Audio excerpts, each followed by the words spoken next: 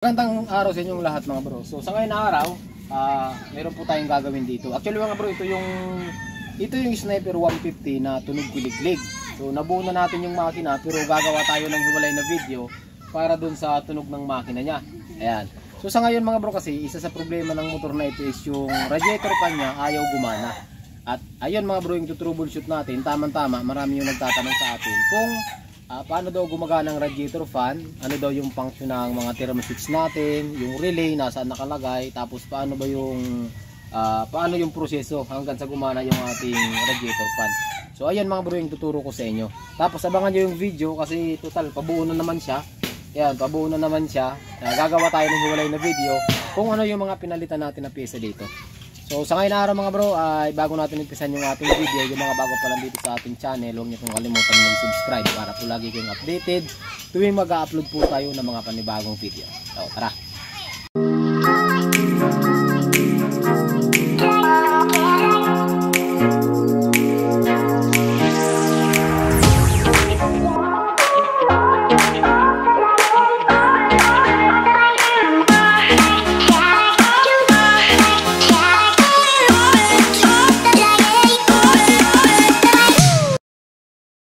Dito kasi mga bro sa Sniper 150 at hindi lang sa Sniper 150 ano mga bro. So sa lahat ng mga motor na mayroong radiator o yung tinatawag na oil cooled ay water cooled kumbaga, kasi marami tayong mga makina mayroong air cooled, may oil cooled kagaya ng Raider 150. Meron naman tayong mga liquid cooled or water cooled kagaya ng mga Sniper 150, 155 or mga Raider FI, mga NS200. Basta nakakita kayo ng radiator, ito mga bro, radiator.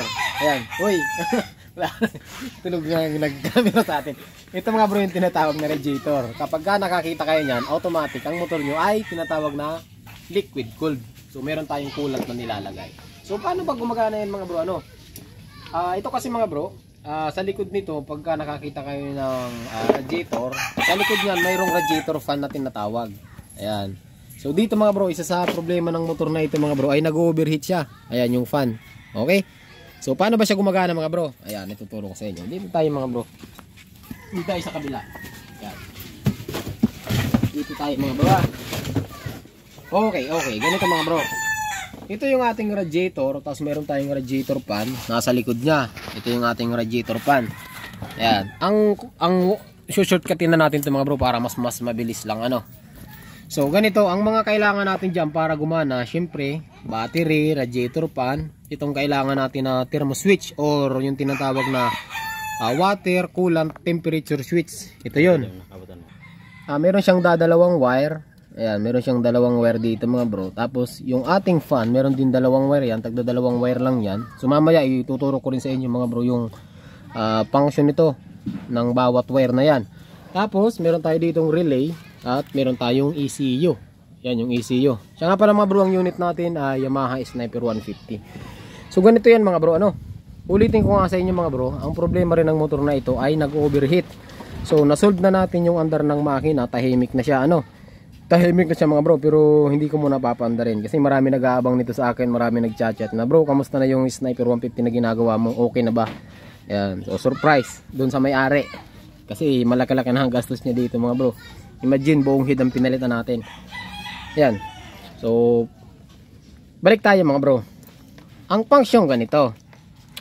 Ang ating radiator pan mga bro ay 12 volts lang po yan. Okay, 12 volts lang ang radiator fan. So kapag kanrekta nyo sa battery yan, so makinig kayo mga bro, makinig kayo dun sa mga may ganitong problema para masolve nyo yung mga problema nyo. Kasi kapag kayan mga bro hindi umikot ang radiator fan, automatic mag-overheat ang makina nyo. Okay, titigil yan. Tapos makakita kayo dito, mag-i-indicate dito yung ating overheat. Ay yung parang alon na yan. Okay? Ay ito. Ayan yung parang ito. Pagka umilaw yan na pula, automatic overheat ang makina nyo. So balik tayo mga bro, di ko na natatapos Yung ating radiator fan, umiikot lang po yan kapag nagbigay na ito ng signal sa ECU natin na kailangan niya ng paikutin kasi masyado nang mainit. Hindi naman po yung pag-on nyo ng susi ay umiikot na. Okay? So nangyayari lang yung kapag dinirikta nyo yung fan. Yan. So ganun siya. Ulitin ko mga bro. Ang radiator pa natin 12 volts lang. Okay 12 volts lang. Kailangan kapag ka uminit na ang makina, kailangan umiikot na yan. Yan. Doon sa may mga ganitong problema, ganito po ang gagawin niyo dyan. Ano? Unang-una, kailangan yung i-check ang radiator fan nyo kung may ikot pa. Okay? Kasi kung buo naman ang wiring, buo ang temperature switch, okay? Thermostat pala, nakalimutan ko na. May thermostat ito dito mga bro, hindi thermos switch. Yung thermostat or coolant temperature switch, pero thermostat yung nasa loob nito. Okay? Thermostat. Kalimutan ko So, bago umikot yan mga bro ang ating radiator fan, kailangan mainit na ang motor or mainit na ang makina. Kasi nga, parang paulit-ulit na tayo. Paulit-ulit na tayo. So, ang proseso mga bro, ang nangyayari dyan sa motor ganito. Itong switch na to mga bro, okay. Ang switch na yan ay nagre-release yan ng 5 volts. Sensor po yan, sensor. Temperature sensor or tinatawag na heat sensor. Okay, meron siyang dalawang wire na 5 volts 3 to 5 volts ang nilalabas niya. So, papunta po yan ng ECU para dun sa mga naka-Sniper 150. Ito naman po yung tinatawag na ECU or electronic control unit. Okay? Or yung tinatawag na computer box ng iba. So, yung dalawang wire na yan mga bro ay papunta po yan ng ECU. Okay? Papunta po yan ng ECU. Tapos, ang ECU naman mga bro, siya yung nagbibigay ng negative trigger papunta sa ating fan relay. So, asa naman ang fan relay? Ito po ang tinatawag na fan relay. So ito mga bro ay normal na relay lang. Mayroong 30, mayroong 85, may 86 at saka may 87. Okay. So ganun po ang function niya. Tapos ito mga bro, negative trigger siya. Okay, negative trigger siya. Pero positive po ang lumalabas dito. Yan naman po ang output ng relay na ito. Yan yung papunta ng ating radiator fan para gumana yung ating radiator fan. So ganun po ang function ng fan. So, para mas maliwanag mga bro, ganito. Yung ating radiator fan, meron dalawang wire lang. Ayan, meron dalawang wire yung ating radiator fan.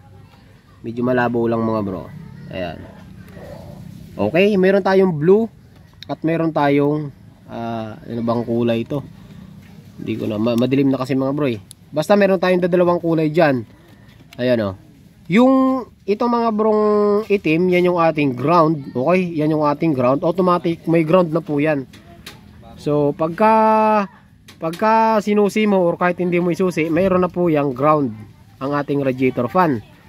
Ngayon, para umikot yung ating radiator fan, isang kailangan niya na lang positive. Okay? Yung kulay blue na yan mga bro, dapat positive po yan. Parang ganito mga bro. Ayan So, meron tayo ditong positive. Okay, positive po yan galing ng battery. Kasi nagtutroubleshoot tayo kanina Meron tayong positive. Pag sinaksak ko dito yan, ayan kung mapapansin nyo, yung pan natin, tumunog na. Ayan, patayin ko. Ayan. Yun, kitang-kita naman siguro sa camera mga bro na umikot na yung fan, di ba? Saksak ulit, paikutin natin. Ayan. Okay, umikot na. Bunutin ko.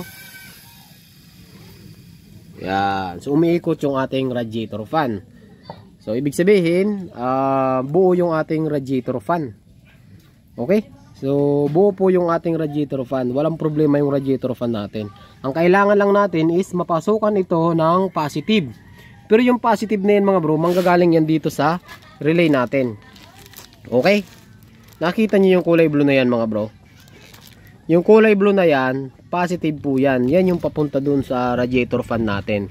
Pero para magkaroon yan mga bro, dapat good condition nito. So madali lang naman i-check ito mga bro. Kalasin nyo yung thermo switch, tapos painitan nyo yung kawakan ng lighter o kandila.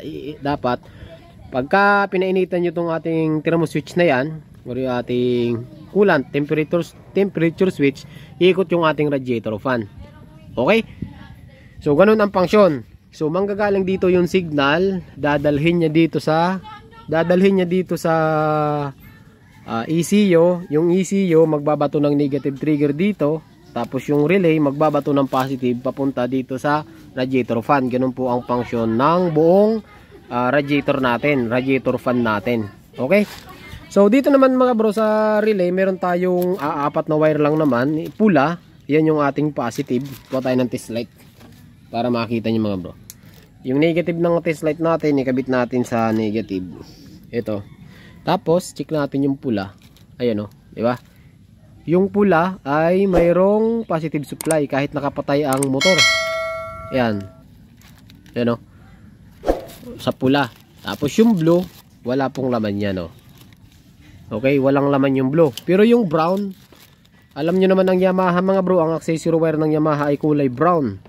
Ayan, yung relay na yan, yung brown na yan, ayan o, lagay natin. Wala, pero pag binuksan natin yung motor, buksan natin. Ayan, pag inon natin, okay, meron na siyang accessory wire. Okay, meron na siyang accessory wire. So, ang kailangan lang dito mga bro is yung ating white na may stripe na yellow. Dapat masupplyan po yan ng negative trigger. Yung negative na yan mga bro na trigger ay manggagaling po yan dito sa ating ECU. Kaya kung walang supply na negative yan at pwede nyo i-check yung ECU, baybayin nyo yung wirings niyan kasi minsan napuputol po yan dito sa gitna. Possible na dito wala pero dun sa dulo ng ECU mayroon. So nagpalit na kayo ng ECU, pagpalit nyo ganun pa rin. So sayang ng pera nyo mga bro, sayang ng gastos lang. Okay, so try natin mga bro. So pagka dinikit natin to dito sa ground, tapos susungkitin natin yung puti na may strip na yellow, iikot din yan ang fan mga bro. Ayan o. Ay, patay pala motor. So, buhayin natin para magkaroon ng positive. Kasi hindi naman ito magti-trigger kung walang positive. Okay? So, kailangan, try natin yung brown. Yung brown ay mayroon o. Ngayon, pag sinungkit natin itong puti, ayun o, pansinin nyo mga bro. Umiikot yung fan. Naririnig nyo ba? Pag sinusungkit ko itong puti, pag sinungkit ko yung puti, ayun. Naririnig nyo yung ikot ng fan. Ayan o. Lagyan ko ng ilaw mga bro para makita nyo. Ayan. Pasensya na kayo mga bro, medyo magulo. Umalis yung nagka-camera sa atin. Kaya yung ito, susungkitin ko yung kulay puti. Pag sungkit ko ng kulay puti sa relay, ayan, umiikot yung ating radiator fan. Ayan, ganun mga bro gumagana ang radiator fan. So sa ngayon mga bro, na-check na natin yung fan, okay. So ang troubleshoot ko na lang dito, hindi na ako gagawa ng video dito kung paano natin ito troubleshoot. Possible ang iniisip ko dito is yung ating possible din kasing sira yung yung ECU at possible din sira yung ating switch. So yun na lang ang i-check nyo dyan mga bro. Kapag na-encounter nyo yung ganitong problema sa motor nyo na ayaw gumana yung fan. So na-check na natin yung fan, umiikot naman yung radiator fan. So tapos na tayo dyan sa fan. Ibig sabihin hindi po sira kasi mahirap yan mga bro. Akala nyo ayaw na gumana, yung pala wala lang supply. Nagpalit kayo ng fan, ayaw pa rin gumana. So sayang lang ng gastos nyo. So irekta nyo muna sa battery kung umiikot yung fan. Okay, kung umiikot ay good condition po yan. Tapos dun sa relay, kinakita nyo naman ito mga bro may gagawin pa tayo. Saglit na lang ito mga bro, tiyagain nyo na. Ayan. So sabi ko nga sa inyo, yung pula, yung ating yung positive, yung blue, yung ating output papunta ng fan, yung brown, yan yung ating accessory wire, is yung white. Yung white naman mga bro ay yan yung ating trigger galing ng ECU. So yung ating test light, ikabit natin dito sa blue. Okay. Yan. Ikabit natin sa blue, tapos maghanap tayo ng wire mga bro. I-try natin i-trigger to. I-try kong i-trigger yung i-manual natin i-trigger yung kulay white kung iikot or kung gagana yung relay. Kasi kapag ka hindi gumana yan, automatic may sira din yung relay natin. So hanap lang tayo ng wire mga bro. Wala lang tayong wire. Wala na tayong wire. Nasa wire. Ito. Ay wala Wala ka ng wire dyan. Wire. So ang gagawin lang natin dito mga bro, yung puti na yan ilalagay natin sa negative kung magti-trigger yung relay natin. Tapos tingnan na kung alin. Ayan, tanggalin natin to. Putulin natin to mga bro. Balatan mo nga. Balatan mo nga. Ayan, mahirap kasi mga bro yung isang kamay lang So shoutout sa may-ari nito kay Kuya Joey. So talagang magulo mga bro ang nangyari sa motor niya. Magulo nga ang wiring mga bro. Magre-rewiring pa tayo nito Magre-rewiring pa tayo nito. Tapos meron tayong overhaul yun. Yan. O, ikaw na. Yung, ayan, kuha tayo ng wire mga bro, di ba? So, saksak nyo dito sa ano, sa kulay white. Yan yung, sabi ko sa inyo, yan yung galing ng ECU dapat. Ayan, tapos idikit mo to sa negative. Dapat, iikot ang fan mga bro. Ay, hindi ikot yan, patay. Kasi walang positive yung accessory natin. Iyon natin. Ayan, pag dinidikit niya yan, tignan natin, oh, umiikot yung fan. Tapos, gumagana yung output. Ito yung papunta ng radiator fan positive supply.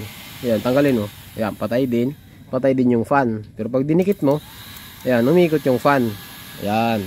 Okay, so ganun lang mga bro. So, ulitin ko, ang possible na hinihinalaan ko dito, pwedeng ECU, pwedeng wirings, at pwedeng thermo switch. Yan na lang yung mga i-check natin. So sa ganun mga bro ay makakatipid kayo niyan kasi meron na kayong guide kung paano gumagana ang radiator fan natin. Hindi lang basta tayo palit ng palit ano. So meron solusyon dito mga bro kung ayaw nyo gumastos talaga. Pwede kayo maglagay ng switch. So kumuha kayo ng negative dito, daan nyo sa switch. Kung gusto nyo paganahin yung fan, i-switch on nyo na lang. Pwede rin naman nakarekta dito sa ating accessory. So kuha kayo ng switch, lagay nyo dito sa kulay blue, idaan nyo rin sa switch.